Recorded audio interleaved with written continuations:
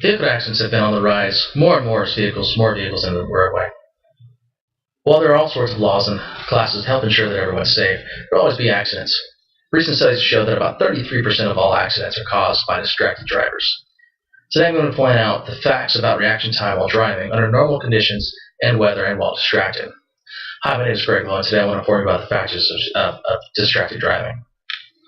First, I'd like to go over normal reaction times during driving without being distracted by anything. So, while there's no set human reaction time, 1.5 seconds is typically used as a median number. Everybody's going to have a slightly different reaction time, so that we can't just go with, we don't have a set solid number. This is kind of used for scientific purposes. So driving at 55 miles per hour, during the day on a dry, even road, you cover about 80.67 feet per second. Now, after some calculations, which after a lot of looking over and trying to study, I don't understand, they've come up with a stopping distance of 279.6 feet.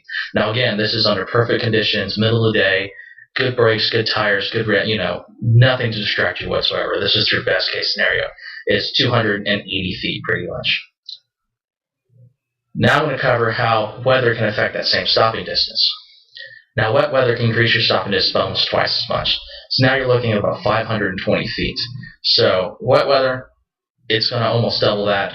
So what you want to do there is you're going to want to take just that couple of extra seconds. So typically you've got that 2-second rule. So you want 2 seconds between you and the car in front of you. So as they pass something, count to 2. If you pass it before that, you're too close. Wet weather, I would suggest taking probably about 4 seconds just to give yourself that extra stopping time, that little bit of extra difference, just to be safe. Icy weather, on the other hand, is much, much, much worse. So they can add up to 10 times. Now you're looking at 2,800 feet total. 2,800 feet, that's a long way. So hopefully you're not going 55 miles an hour down the road when it's icing up. Now if you hit a patch of dry or black ice or stuff like that, that's understandable. But if you know it's icy, go ahead and slow down, take it easy.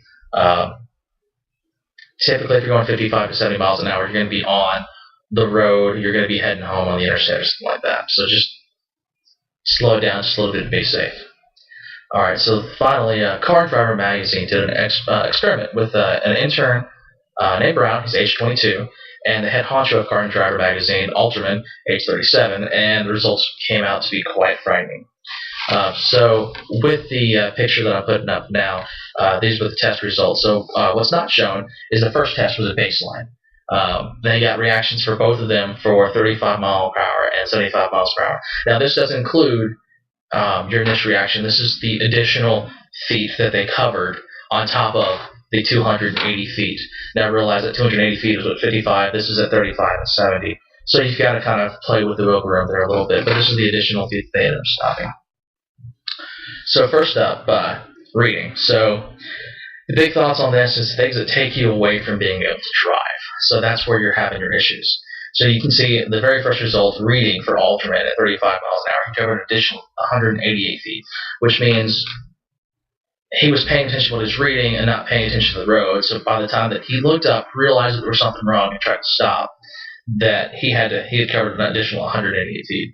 Now this just shows that the younger age, 22 Brown, was able to make quicker reaction times. We can say that's due to his age. He's just a little bit faster than a 37-year-old male. A lot of factors we'd have to do a lot more to differentiate if it's just age or just different people. Unfortunately, we don't have all that. Now, the second test was texting.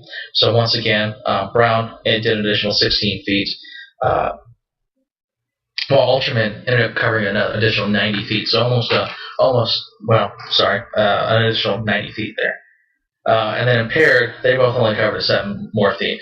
Now, I'll come back to that in a minute, and that's going to sound kind of strange, that while they were driving under the influence, that they would have a very short stopping time, a very quick reaction time still.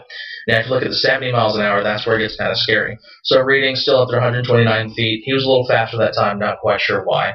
But texting, that's huge. So texting, not only are you typing something in, but during this, Alterman had a two-handed technique. So he used both hands on his phone to type.